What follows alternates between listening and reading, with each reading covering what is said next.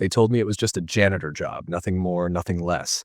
Just cleaning up after the scientists at an isolated research facility buried somewhere deep in the ice-cracked wilderness of Alaska, where satellite phones barely get a signal, and the silence outside is so thick it presses against your skin like wet fabric. But no one tells you why the snow around the building stays warm even when everything else freezes solid, or why the night guards don't talk to each other, or why new hires only last a week before they vanish without quitting or collecting their last paycheck. I took the job because I was desperate, and they offered more money than I'd ever seen in my life. But I stayed because I made a mistake my first night, and I saw what happens when you break one of the rules. There are 6 rules. 6 strange and terrifying rules. And if you're wondering why a janitor would need rules to stay alive, then you haven't seen what's locked behind door H7, or why the hallway outside it sometimes hums like it's breathing, or what's hiding in the vents above Lab 3 that sometimes whispers your name in a voice that sounds like your mother's, even though she's been dead for years. You'll understand by the end. You'll want to know why I keep wiping blood off the walls with a mop and pretending not to hear the screaming behind the storage closet. You'll want to know what they're really studying down here. But first, you need to hear the rules. All 6 of them. Every word. The man who gave me the rules was old, maybe late 60s, with a crooked spine that made him lean like a broken lamppost, and eyes that looked like they'd seen things no one should live through. His name tag just said Irwin. His breath smelled like old pennies and something sweeter I couldn't place, like rotting fruit left out too long in the heat. He didn't shake my hand. He didn't smile. He just handed me a laminated card with trembling fingers and said in a flat, raspy voice, "Read these slowly and then memorize them. You screw up even once, you're not going to die quick. You'll pray for it, but it won't come." I took the card. I didn't understand then why his hands shook when I read the first line, or why he stared over my shoulder the whole time like something was watching us from behind. But now I do. God help me, I do. Rule 1. Never speak to the man in the red parka. If you see him walking down hallway C, even if he looks lost, even if he looks like he's crying, even if he calls your name and says he needs help, do not look at him. Do not answer him. Do not acknowledge him in any way. Keep your eyes down. Keep moving. If he blocks your path, turn and walk the other way, even if it takes you longer to reach your destination. If you speak to him, he will stop crying, he will smile, and then he will follow you home. Rule 2. If you hear whistling coming from an empty room, shut the door and lock it. Don't try to find the source. Don't report it to anyone. Don't ask questions. Just shut the door, lock it tight, and keep walking. If the door is already open when you arrive, close it gently, and do not look inside, no matter how much it sounds like someone is whistling your favorite childhood song. That's how it gets in. That's how it learns. Rule 3. If you find an extra door in a hallway that didn't have one before, do not open it. The door will not be marked, but you'll feel it before you see it. A low vibration in the floor, a kind of pressure behind your eyes like a migraine building in reverse. The air will smell faintly of ammonia and rust. If you open it, you won't be cleaning floors anymore. You'll be part of what lives behind it, and we won't be able to close it again without replacing what came out. Rule 4. If someone knocks on the supply closet 3 times, don't answer it unless you're absolutely sure who's on the other side. If you hear a voice saying your name but can't see feet underneath the door, back away slowly and do not turn your back. They can't come through unless you open it, but if you do, they'll come through wearing your face, and they'll be very, very polite to the others. Rule 5. During floor checks, if the lights flicker more than 3 times in a row, stop moving immediately and don't breathe. Something is watching. If it sees you move, it will take your skin, not your body, your skin. You'll still be alive, just hollow, dragging yourself along the tile with no face and no fingers. We've seen the camera footage. We've had to clean up the mess. Don't become the next one. Rule 6. If you ever find yourself in a part of the lab you don't recognize, even if it looks exactly like somewhere else, stop where you are and count your fingers. You should have 10. If you have more or less, close your eyes and scream as loud as you can. Someone might hear you and drag you back. But don't try to find your own way out. The layout shifts for those who don't belong, and if you walk too far, you'll find the mirrors. And what's in the mirrors is always hungry. By the time I'd finished reading all 6 rules, my hands had started to sweat so badly I nearly dropped the card. And when I looked up at Erwin, he was already gone, just disappeared into the hallway like he'd never been there. That should have been my second warning, but I was too numb to think straight. I tucked the card into my back pocket, walked into the staff locker room, and changed into my uniform, trying not to stare too long at the second row of lockers that were welded shut, with names that had been scratched out with something sharp and deep. No one else spoke to me that first night. The other janitors avoided eye contact. The researchers kept their heads down, walking fast like people rushing past a dark alley they didn't want to look inside. The guards stared at monitors that didn't seem to show anything but static, their faces pale, blank, drained of all color. It wasn't until my 3rd hour on shift, after I'd cleaned blood from the floor outside the cryogenics lab and pretended not to notice the way the puddle bubbled like it was breathing, that I realized I hadn't seen any trash.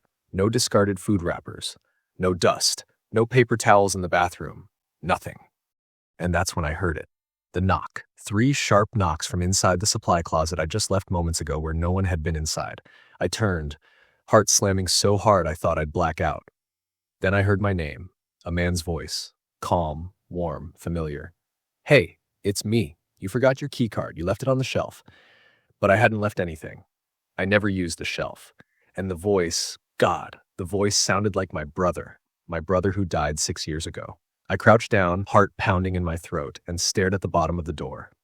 No feet, just empty space beneath the door, cold air leaking through the crack. And then, softly, like a whisper in my ear from someone right behind me, the voice said again, "Come on, man. Don't make me wait out here alone." I didn't move. Not a muscle. I stayed crouched by the door, my hand frozen midair like I could physically push the voice back through the crack in the floor. My brother's voice, soft, low, the exact way he used to sound when we stayed up late as kids, whispering ghost stories in the dark. But this wasn't a memory. This wasn't grief echoing in my head. This voice was here, outside the supply closet door, speaking like it belonged, like it was waiting. My breath hitched in my throat and a low hum started in my ears. Not from fear, not exactly, but something beneath it, something primal, some ancient part of me that knew something was wrong. The voice outside whispered again, slower this time, and now it wasn't just my brother's tone, it was his rhythm, his pauses. "It's cold out here. Let me in just for a second, yeah?" the man whispered. But it wasn't him. My brother had died in a car accident 6 years ago. There'd been no body to see, but the coroner confirmed it. Closed casket, lots of crying, lots of denial. I'd grieved. I'd let him go. So whatever was standing outside that door wasn't him. And whatever it was, it knew how to sound like him. And that's when I remembered Rule 4. If someone knocks on the supply closet 3 times, don't answer it unless you're absolutely sure who's on the other side. I had heard the knocks. I had. But I'd ignored them because I didn't recognize the sound, because I'd assumed maybe it was one of the night shift guys playing a joke. Now it wasn't funny. Now it wasn't a joke. Now it was using my brother's voice. There were still no feet under the door. Slowly, I backed up, careful not to let my shoes scuff against the floor. I kept my eyes locked on the crack beneath the door, willing nothing to change, praying no shadows would fall, no fingers would slip under. The voice didn't speak again. It didn't need to. It had said enough. I stood up and turned, ready to bolt down the hall. Then I stopped. The lights flickered. Once, twice, 3 times. I squeezed my eyes shut and stopped breathing so fast I nearly choked. My chest burned almost instantly. My brain screamed for oxygen. But the rule had been clear. Don't move. Don't breathe.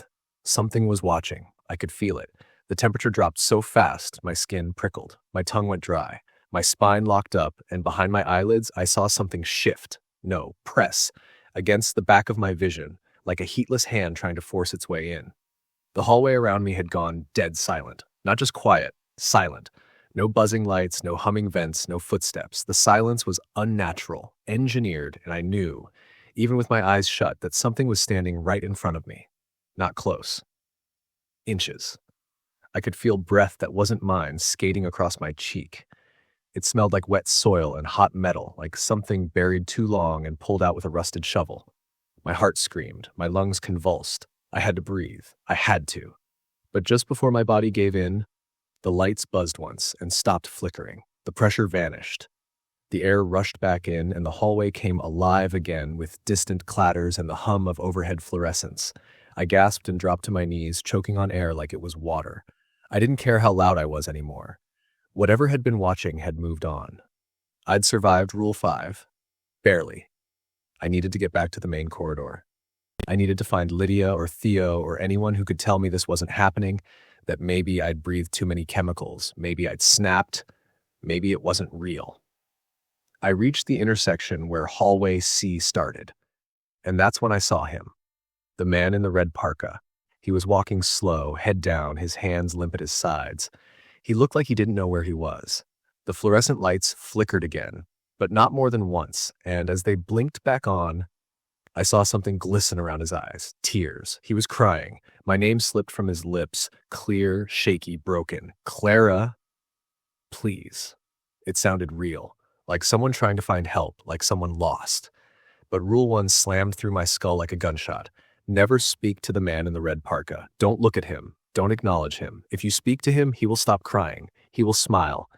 I wanted to help him. God help me. I wanted to help him. But I dropped my eyes to the floor and started walking.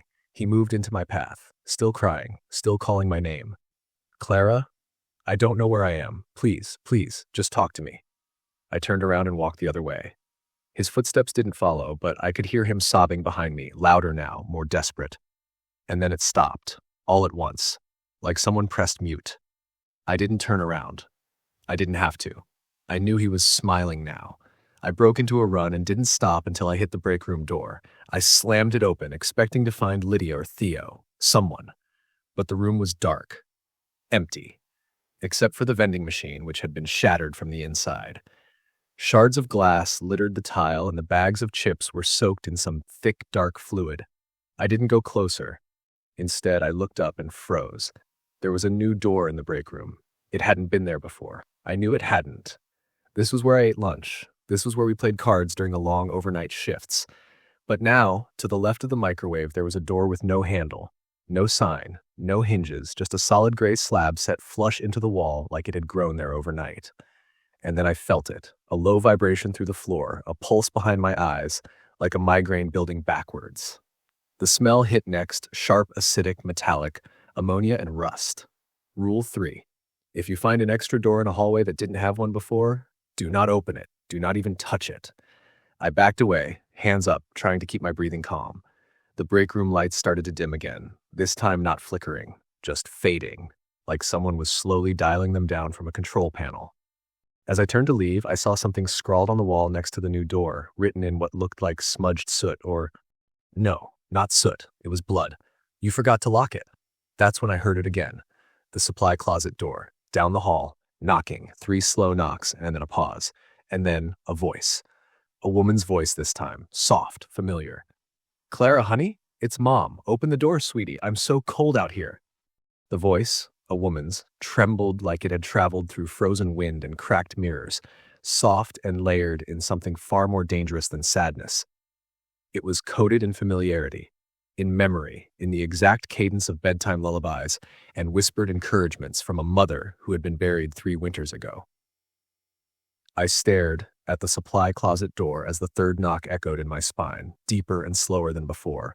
And even though my body screamed for retreat, my legs locked in place, a trembling ache building behind my knees as if the floor beneath me was tightening like a fist. I knew it wasn't her. I knew, but some part of me, some jagged, unfinished part that never really buried her, started to believe. That part whispered, "What if?" over and over until it sounded louder than the silence around me, and then the voice spoke again. Quieter now, more intimate. "It's okay, baby. You don't have to be afraid. I forgive you." The woman outside the door said that. My mother never said that to me, not once, because I never gave her a reason to. That was the first crack in the illusion, a fracture in the perfect mimicry that gave away the truth. It wasn't her. Something out there was guessing, throwing bait at my guilt to see what stuck, to find the key that fit the lock I hadn't even realized I was holding. I stepped back once, twice, heart jackhammering behind my ribs as my heel bumped into the edge of the broken vending machine, a glass shard catching my ankle and drawing a single thin line of blood I barely noticed.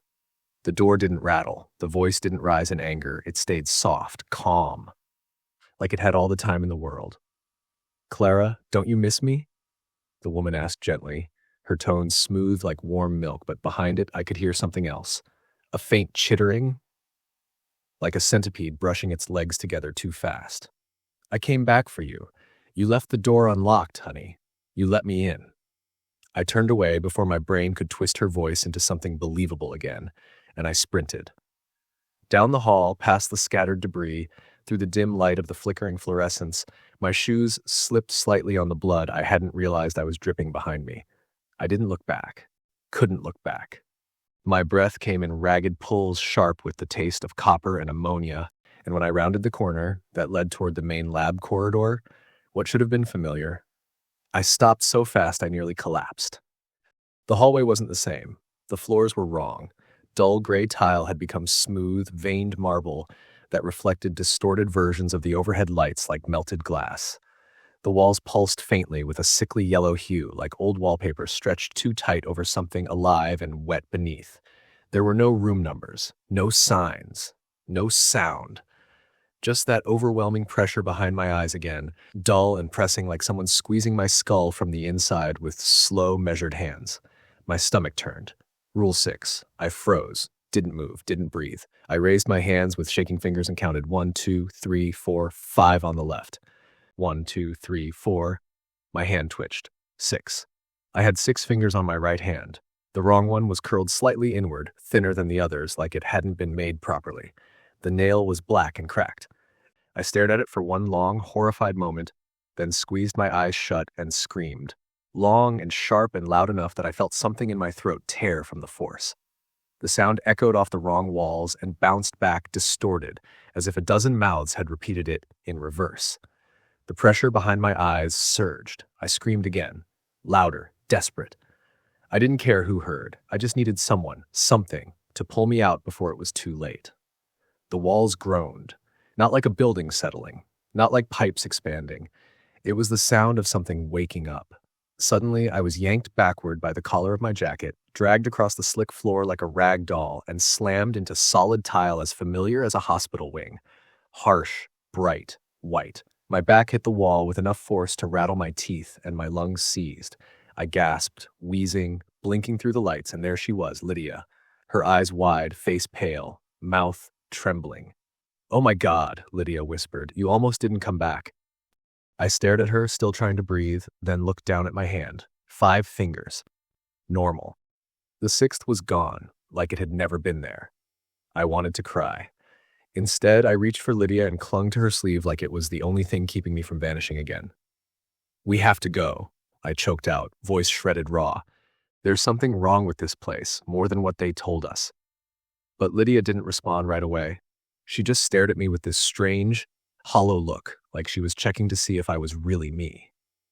Then finally, she nodded, grabbed my hand, and pulled me to my feet. We didn't say another word. We moved.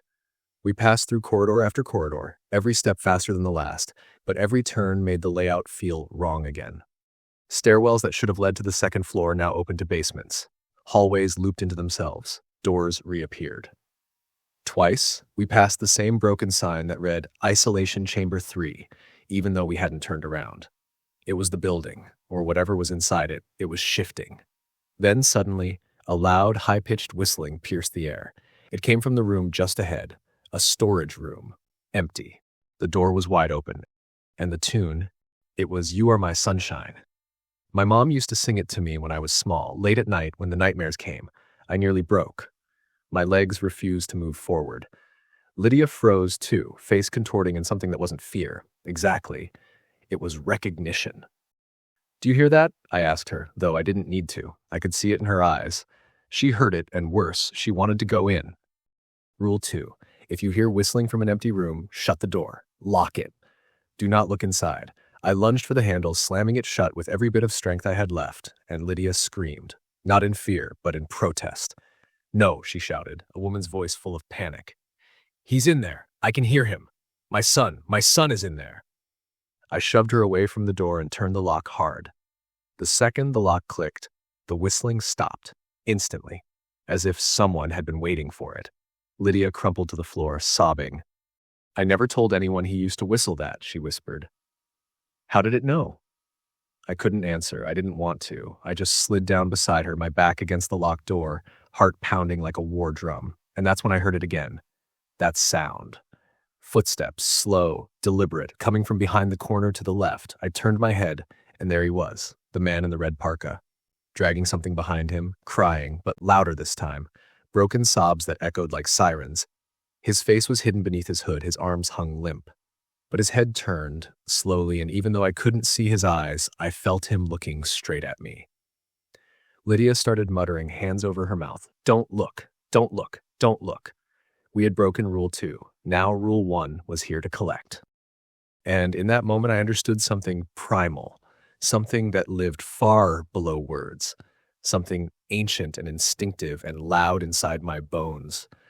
Because I realized I hadn't just seen him, I had looked at him, really looked, and even though I tried to turn away now, to tear my eyes from the red parka and the dragging sound behind him and the way his head tilted just slightly as if listening to my thoughts, it was too late. I had acknowledged him, and he had felt it, and he had stopped crying.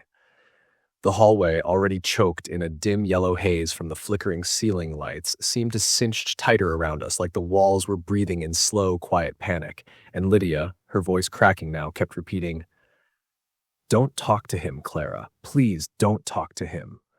Over and over again like a desperate chant, as though maybe if she said it enough, the words would bend reality back into something safer, something human. But the man in the red parka didn't stop. He stepped forward, slowly, dragging behind him something I didn't want to name. Something wet and heavy that left a smear across the tile floor that shimmered like oil. And the way his boots landed, just a fraction of a second too slow, too deliberate, made every hair on my body stiffen because it wasn't just walking, it was performing walking, like something pretending to be human and failing. His voice came next, hoarse and high like a child trying to sound grown, echoing in the silence between the flickers. "Clara." It was a man's voice, but wrong. It carried my name like it had been practicing it, like it was trying it on for the first time and wasn't sure how it should sound. And Lydia screamed, not words, just sound, turned and bolted down the hallway, her shoes slapping hard against the tile, disappearing around the corner without looking back. But I couldn't move. My legs were frozen, not from fear exactly, but from knowing that running wasn't going to change anything. Not now. Not after what I'd done. He took another step, then another, and then he stopped. Only a few feet from me now, close enough that I could see the frost clinging to the fabric of his hood, close enough to smell the metallic sting of blood and copper radiating from whatever was trailing behind him. "Help me," the man whispered, voice cracking like dry leaves underfoot. I didn't answer. I couldn't. But I had already done the one thing I wasn't supposed to. And then he smiled. Not with lips, with sound. The sobbing started again, only now it was different, mocking, and the sound doubled, tripled, until it came from every direction. It wasn't just one voice crying now, it was many, folding into each other, stretching into animalistic howls that filled the corridor and vibrated in the tiles under my feet. I backed up slowly, shaking, and that's when I saw it. The thing he'd been dragging. It wasn't a mop. It wasn't a body. It was me, or something shaped like me. A figure with my uniform, my badge, my hair, except the eyes were stitched shut with something dark and glistening, and the mouth was wide open in a silent scream that never ended, lips pulled back so far the skin had torn at the corners.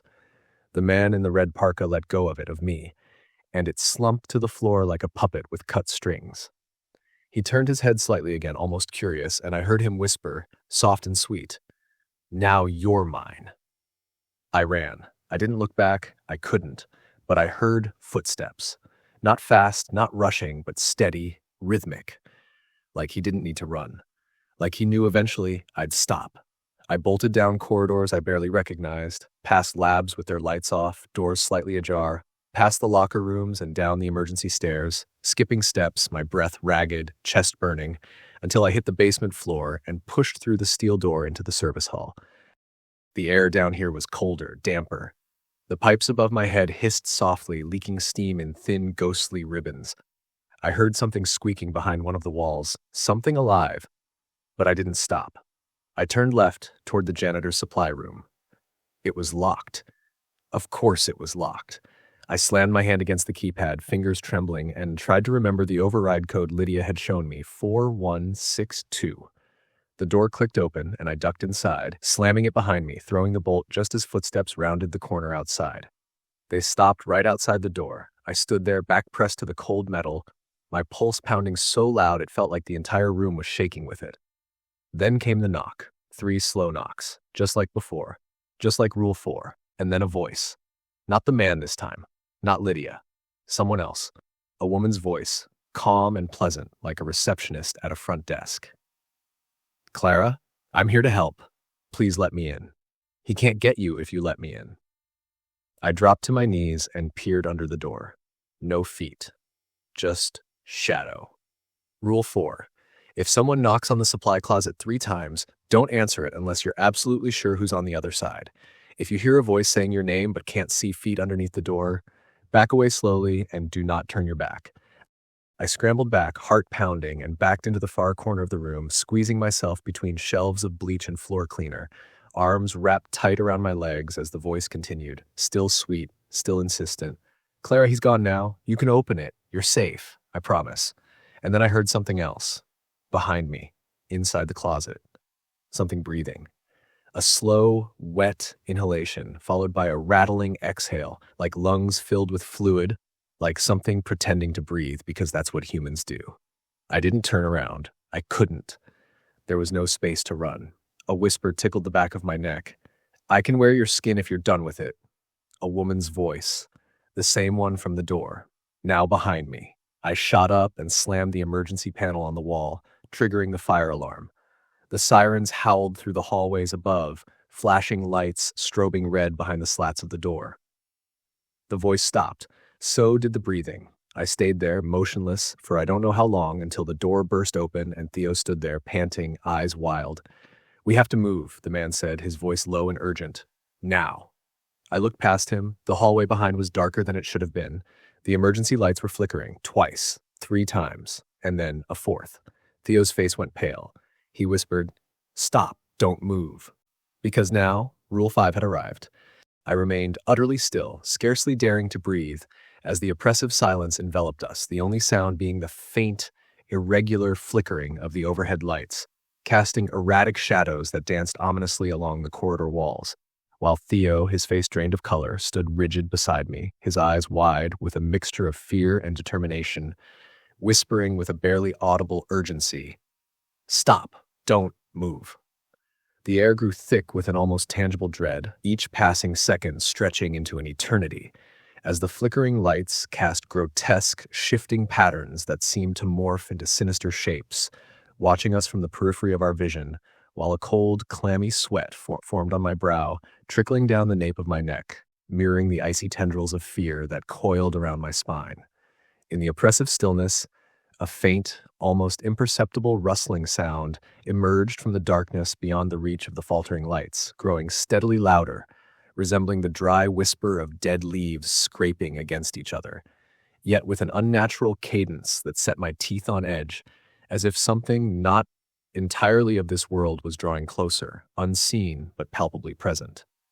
Theo's breathing became shallow and rapid, his chest rising and falling in quick succession as he slowly, ever so slowly, reached out to grasp my wrist with a trembling hand, his grip tightening with each passing moment, conveying a silent plea for absolute stillness, while his eyes, locked onto mine, reflected the unspoken terror that threatened to consume us both. The rustling sound ceased abruptly, plunging us into a silence so profound that it roared in our ears, amplifying the frantic beating of our hearts, which seemed to pound in unison, a deafening rhythm that we feared would betray our presence to whatever unseen entity lurked in the suffocating darkness that pressed in from all sides. Without warning, the flickering lights extinguished completely, leaving us enveloped in an impenetrable blackness that swallowed all sense of direction and space, as if the very walls of the corridor had dissolved into the void, leaving us suspended in nothingness, vulnerable, and exposed to the unseen horrors that we knew, with a dreadful certainty were now closing in. A sudden, chilling gust of wind swept through the corridor, carrying with it a nauseating stench of decay and corruption, causing my stomach to churn and bile to rise in my throat as the unseen presence made itself known through the fetid miasma that clung to our skin and filled our lungs with each shallow, fearful breath.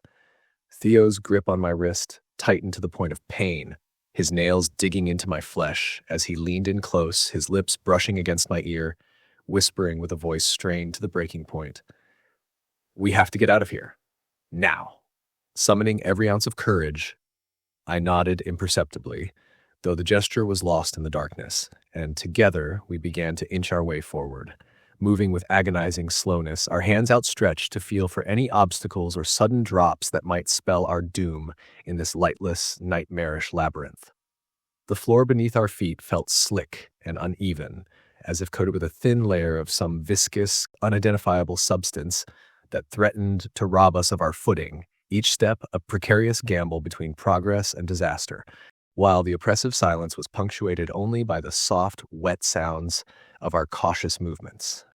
As we groped our way through the darkness, a faint, pulsating glow appeared in the distance, casting eerie, shifting shadows that seemed to dance and writhe with a life of their own, beckoning us forward with the promise of illumination, yet filling our hearts with a nameless dread that made us hesitate, torn between the need for light and the fear of what it might reveal.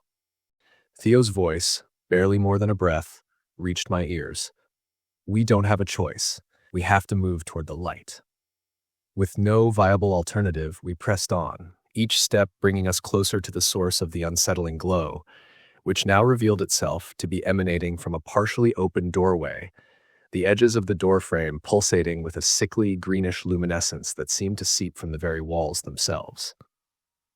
As we reached the threshold, Theo hesitated, his body tensed as if poised on the precipice of some unimaginable abyss, before he slowly extended a trembling hand to push the door open further, the hinges emitting a prolonged, tortured creak that echoed down the corridor like a death knell.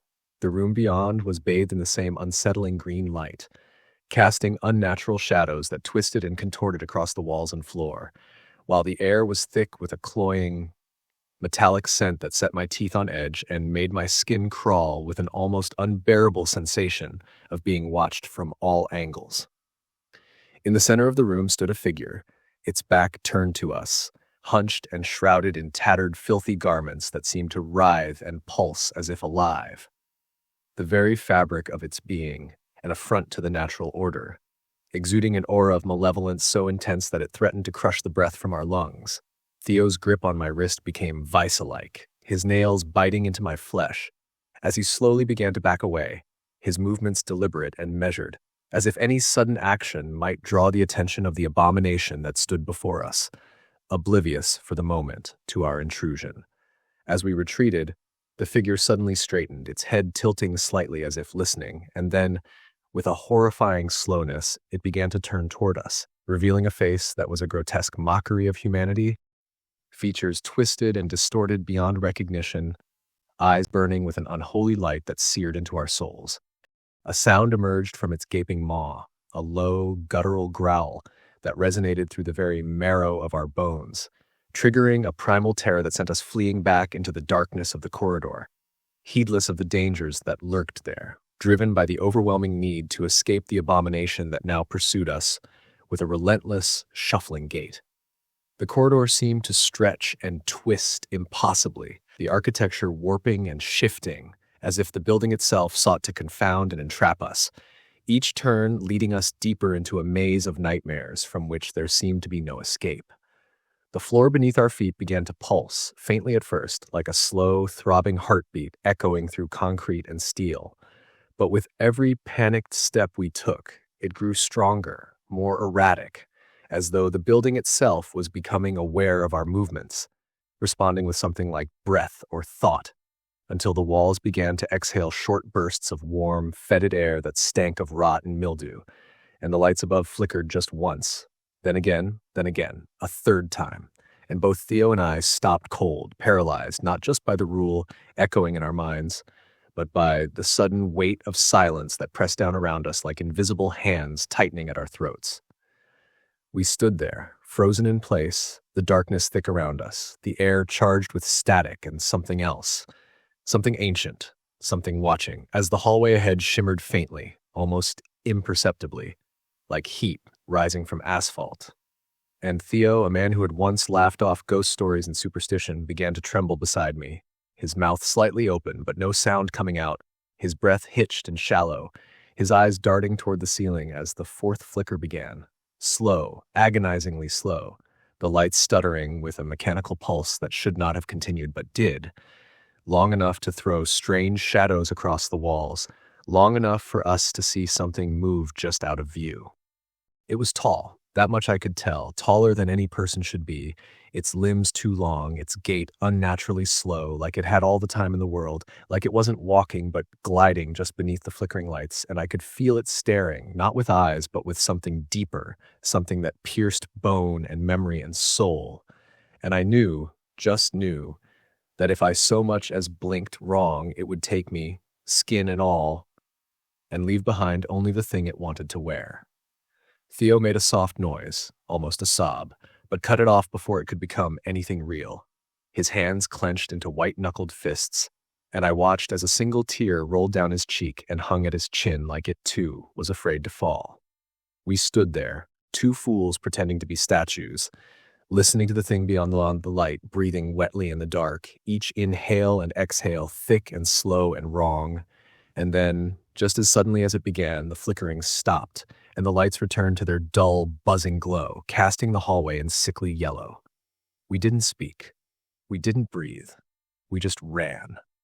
The corridor, no longer twisting but now impossibly long, seemed to stretch into eternity.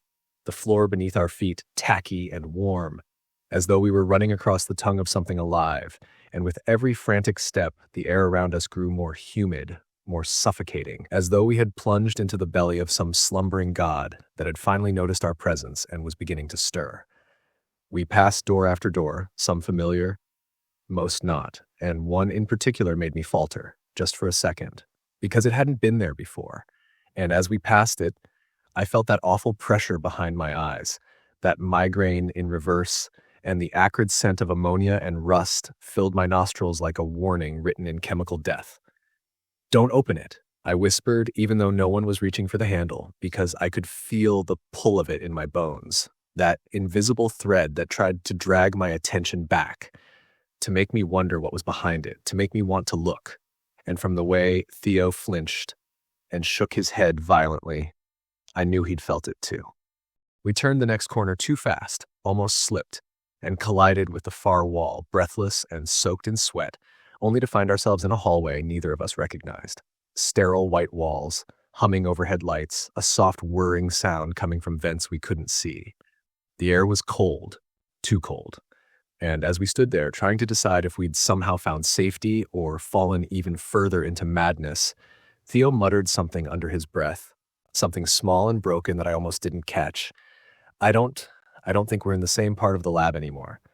That was when I looked down, and I counted. 1, 2, 3, 4, 5, 6, 7, 8, 9. I stopped. 9, not 10. 9 fingers. My heart plummeted into my stomach like a stone in water, and I looked at Theo, wide-eyed and trembling, my voice caught in my throat, and he must have seen it in my face, because he grabbed my arms and hissed, "How many?" I couldn't speak. I just held up my hands. He stared in horror, then panic, and then, without thinking, he shouted, "Scream! Scream now!" I did. I opened my mouth and let out the most desperate, guttural, human sound I could manage, high and sharp and filled with terror, until my throat burned and my lungs emptied, and still I screamed because the hallway was changing now, the ceiling melting into mirrored panels, the walls beginning to ripple like waters, and in those distorted reflections I saw shapes crawling on the other side of the glass, dozens of them, twisted, featureless things mimicking our movements with grotesque glee.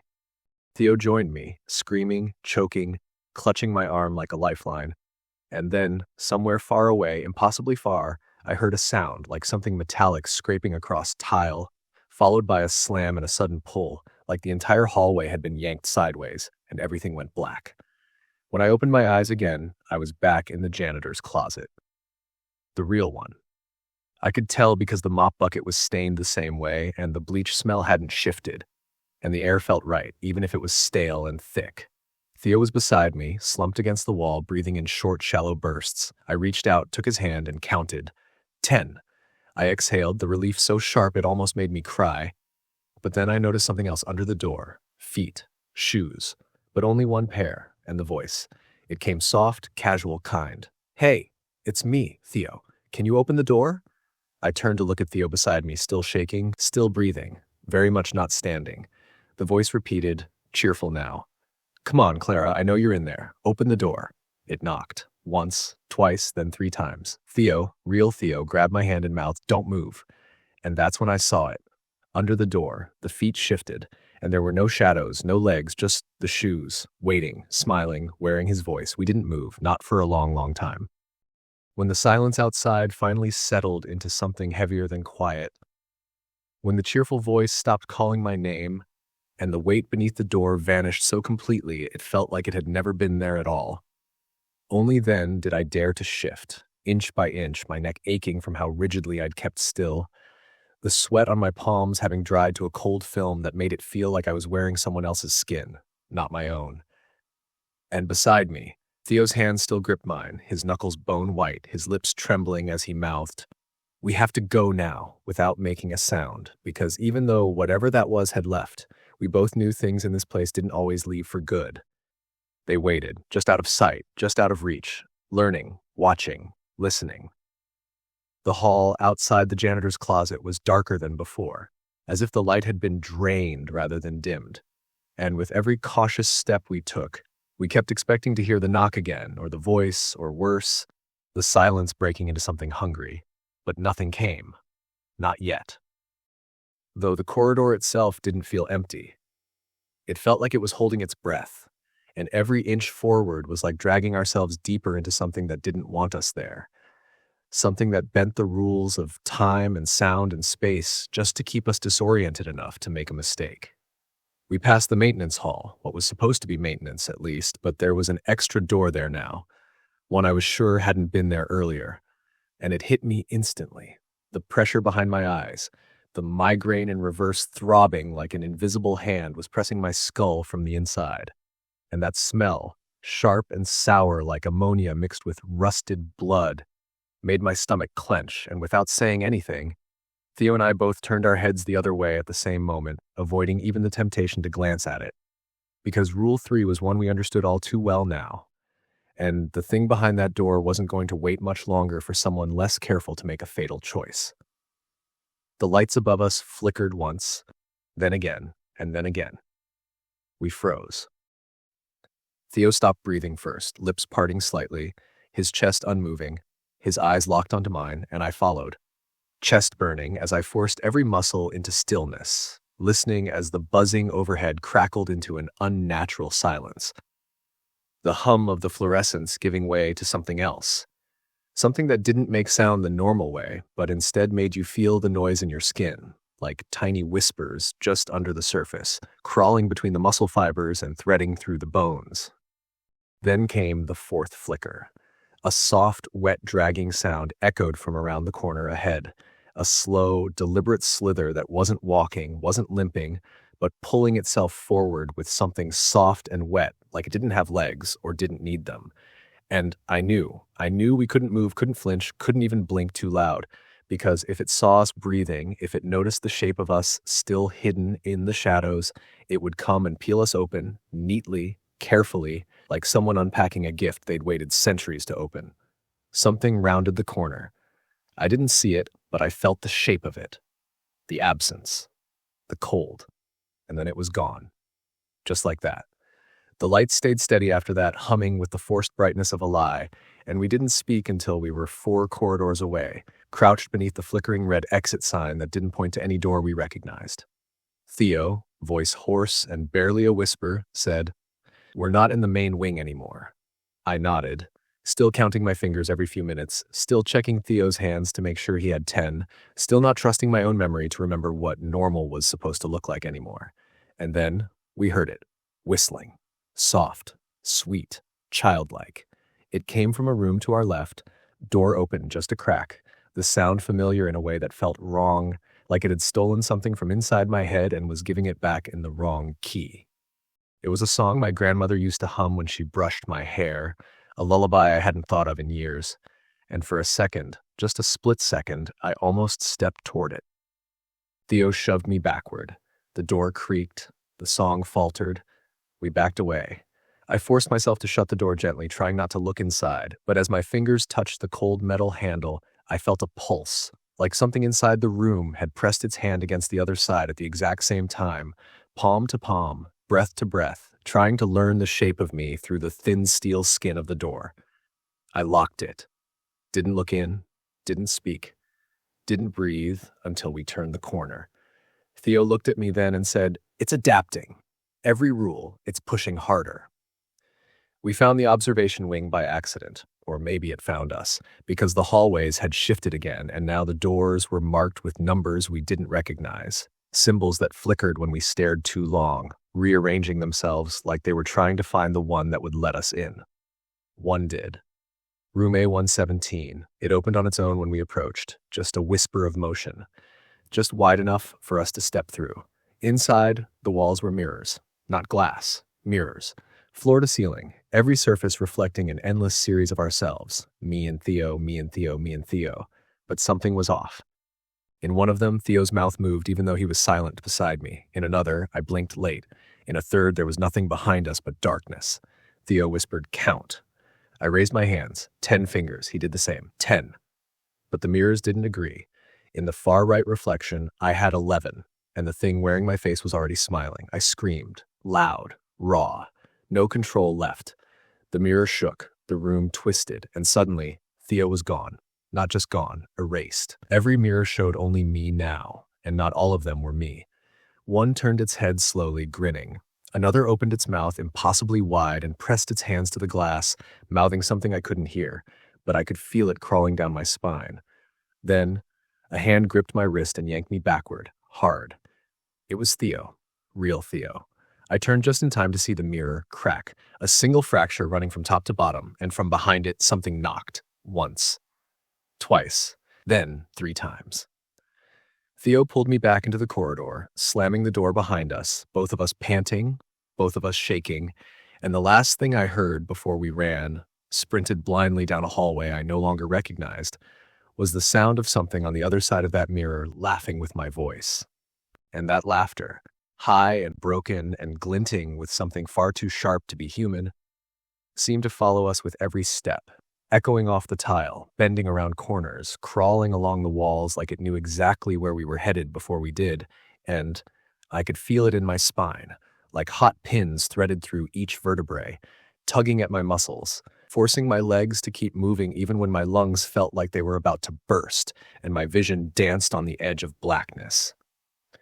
We turned left, then right, then left again, and still the hallway kept going, walls lined with doors that hadn't been there yesterday, doors that weren't labeled, doors that breathed as we passed them, some of them cracked open just wide enough for something to be watching, something that never blinked, never moved, just stared with invisible eyes that pulsed against my skin like pressure in a storm, and I whispered to Theo, "This isn't the lab anymore."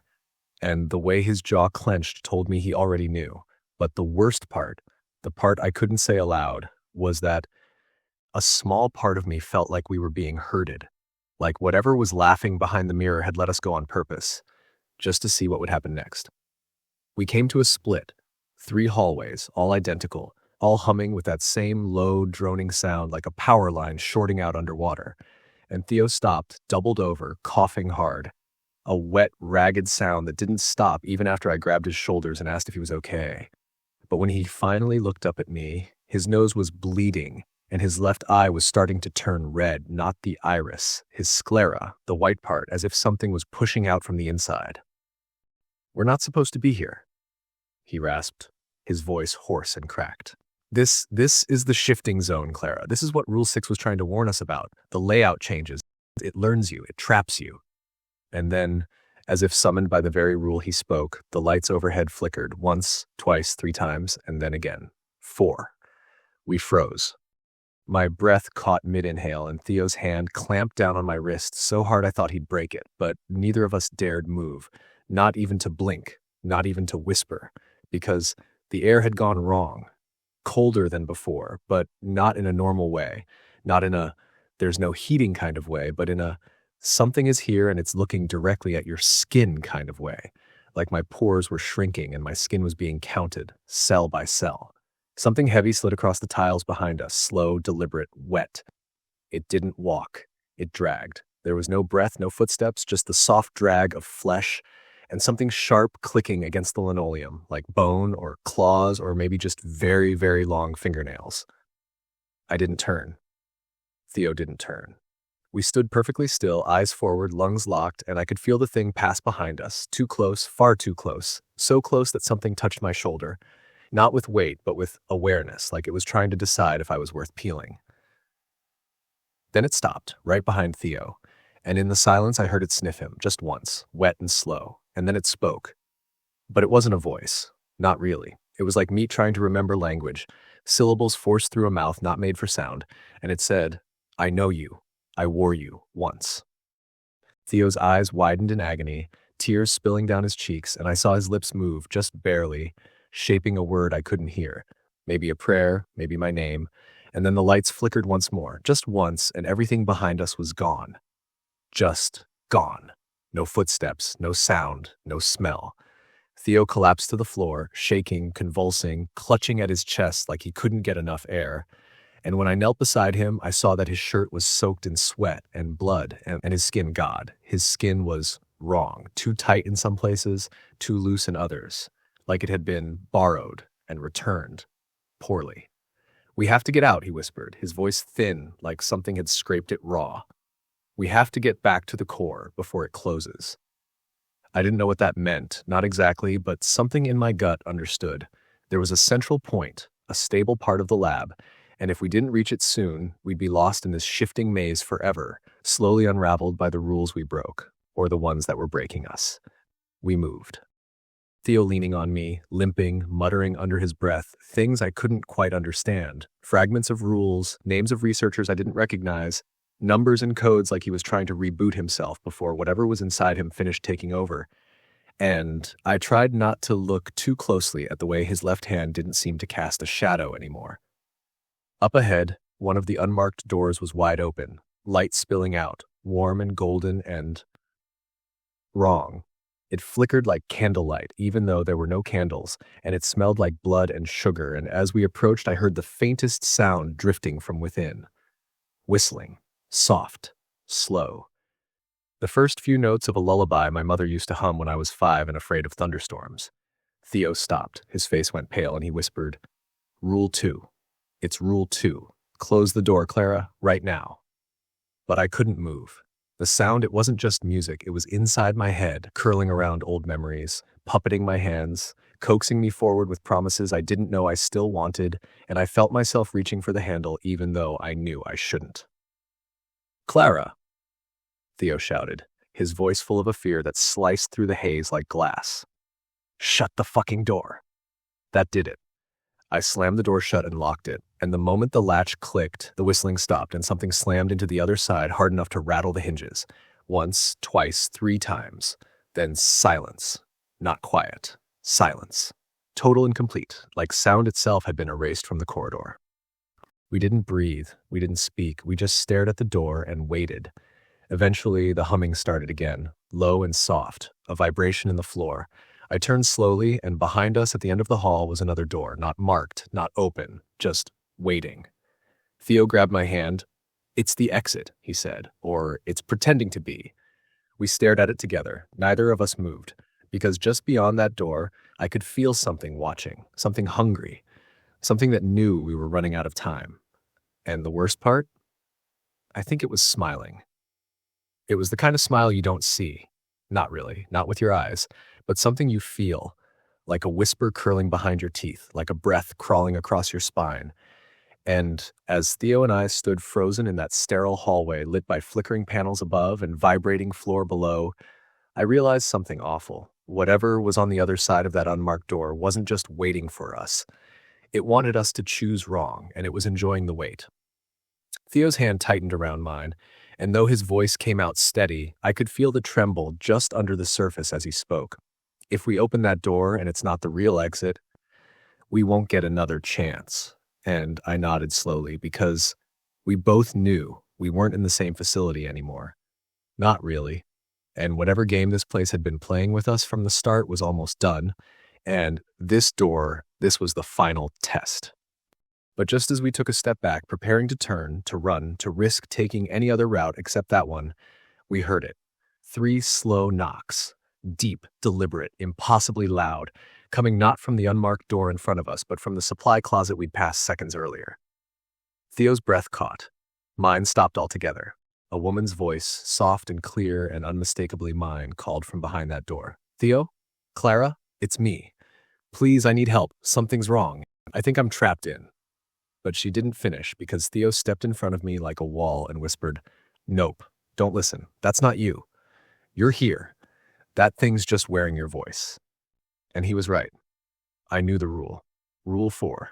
If someone knocks on the supply closet 3 times, don't answer unless you're absolutely sure who's on the other side. And if you hear your name but can't see their feet, run. There were no feet under that door.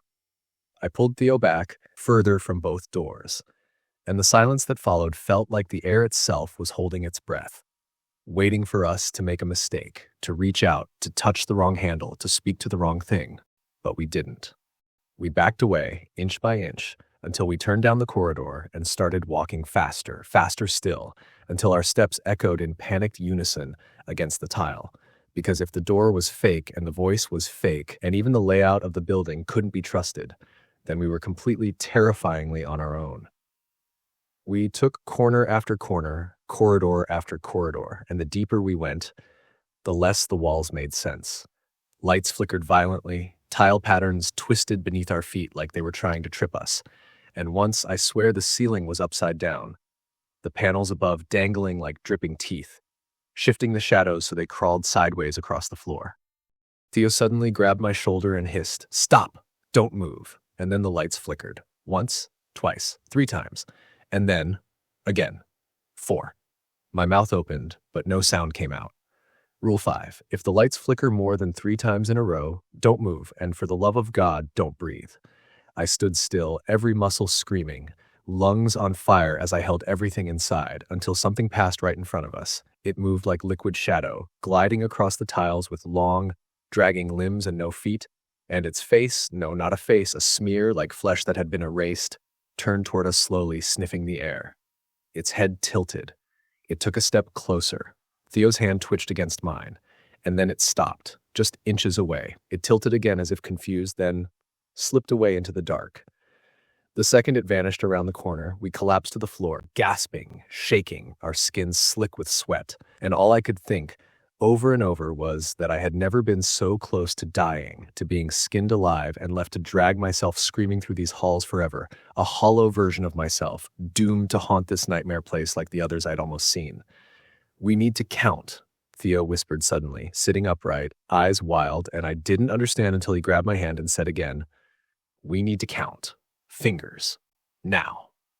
My heart stuttered. Rule 6. If you find yourself in a part of the lab you don't recognize, even if it looks familiar, count your fingers. I raised my hand slowly. 1, 2, 3, 4, 5, I whispered. 6. No. 7, 8, 9. Clara? Theo's voice cracked. 10. My hands were shaking, but I had 10. Theo had 10.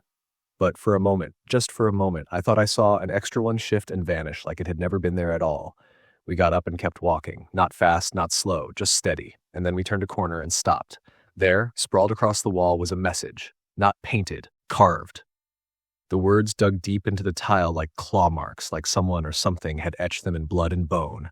One more rule. Theo leaned closer, his breath fogging in the suddenly cold air. This wasn't here before, he said, but I wasn't listening, because just below it, carved in smaller, jagged letters, was another line. If you make it to the end, don't look back. We stared at each other, neither speaking, and then we heard footsteps, not running, dragging, coming from behind. Theo's lips moved. Don't look. I nodded, and we started walking. The footsteps followed, faster, closer, I could hear them scraping, wet, sticky, uneven, right behind us, and my instincts screamed to turn to look to see what was coming, but I didn't. Neither of us did. We walked until we saw it, a real exit. The red lights above it were blinking, the door slightly ajar, and for the first time in hours, maybe days, it felt right. No vibrations, no unmarked symbols, just a way out. Theo reached for it, but then the lights flickered. Once, twice, 3 times. We both stopped.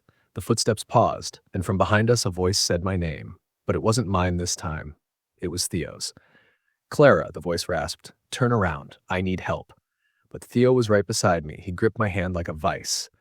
"Don't," he whispered. "Please, just walk." And together, without turning back, we stepped through the door. And behind us, something screamed. The scream didn't echo like normal sound. It folded in on itself like it was collapsing through a tunnel made of bone and rusted metal, deeper and deeper until it became a vibration in the floor beneath our feet again, not unlike the one that had first warned us about the door. And as it faded, so did the light around us, until all that remained was a hallway, narrow and gray, made of stone that pulsed faintly with something that felt like breath. Like the corridor itself was alive and exhaling in slow, steady waves that smelled like ammonia and damp earth, like the inside of something long buried and not quite dead. Theo squeezed my hand tighter, and though neither of us said anything, I could feel the tremble in his palm, the subtle shift in his shoulders as he leaned close to me and whispered, "We're not out. This isn't out." His voice was shaking in a way I'd never heard before. Not even when we first encountered Subject X, not even when the thing wore his mother's face.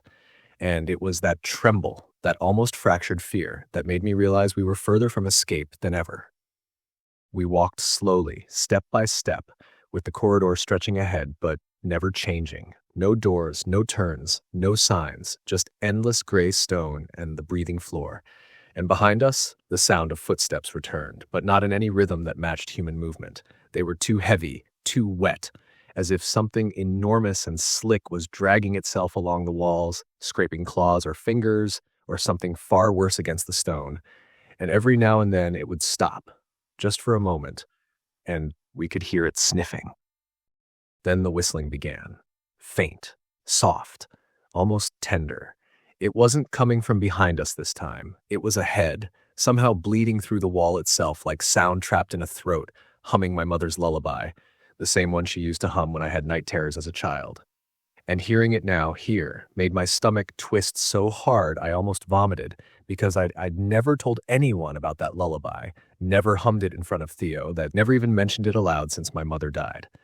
"The second rule," I whispered, my voice barely audible as I stared at the wall. "It's trying to learn."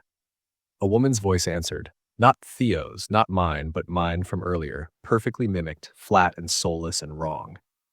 "Clara, come see what I made for you." Theo turned his head sharply. Don't stop." His voice was firmer now, like he was forcing himself not to collapse. "We keep walking. We don't talk to it. We don't look at it. You said it yourself. This place learns." So we kept walking, even as the lullaby continued, even as the air grew colder and heavier with each step, until the corridor opened into a chamber, a massive room shaped like a dome, with mirrors from floor to ceiling, each one warped, bent, and impossibly tall, so that when I saw my reflection, it didn't look like me. It looked almost like me, but wrong, like someone wearing my skin as a costume, smiling too wide, with too many teeth, and not enough eyes. Theo stopped dead, staring at his reflection, and for a second I thought he was going to speak.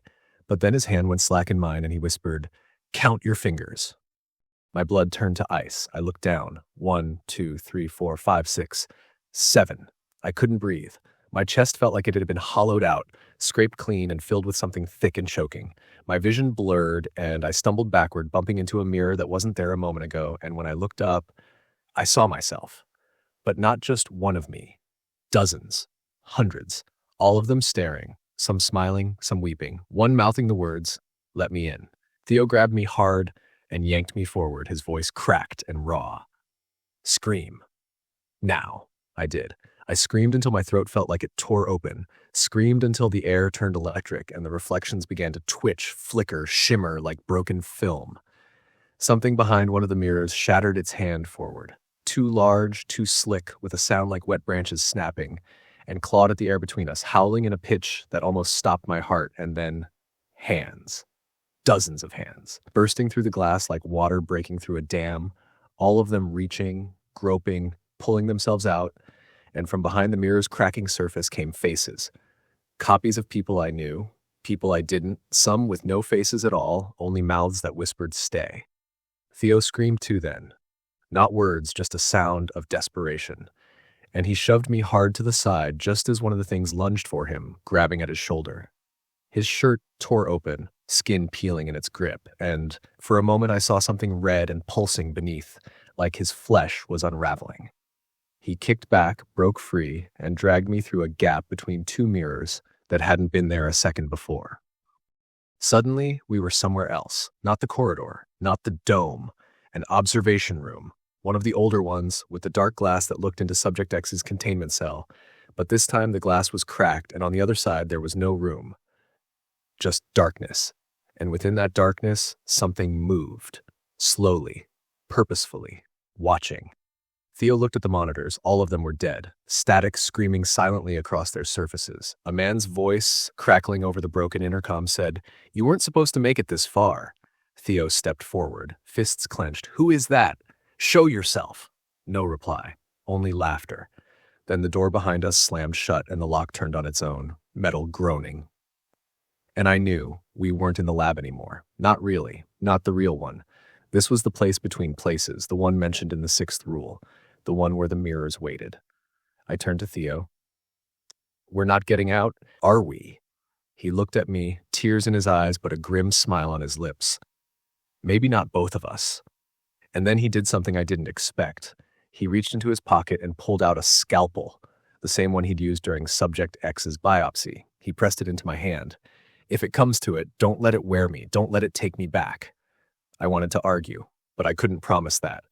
Because in that moment, the walls began to melt. Not figuratively, literally melt. The room began to decay, peeling like rotting flesh, revealing a corridor behind it, one that pulsed red and breathed like lungs filled with ash, and the voice came again. Clearer now, less distorted. "You broke all the rules, Clara, but you were always supposed to." Theo turned toward the corridor. "Run." I hesitated. He shoved me. "Run," and I did. I ran as the corridor twisted and shifted and tried to close in, with mouths opening in the walls and whispering promises, with arms trying to pull me sideways, with doors slamming open and closed like jaws. I ran until I saw a light, and when I burst through the final door, I landed hard, on tile, clean, white, fluorescent lights above. A nurse looked up from a clipboard at a desk. "Oh, hello. Are you the new janitor?" I stared at her. I turned. No one was behind me. No Theo. No pulsing corridor. Only a clock on the wall, ticking. I looked down. 10 fingers, I whispered. "Where am I?" The nurse smiled politely. "Hallway C.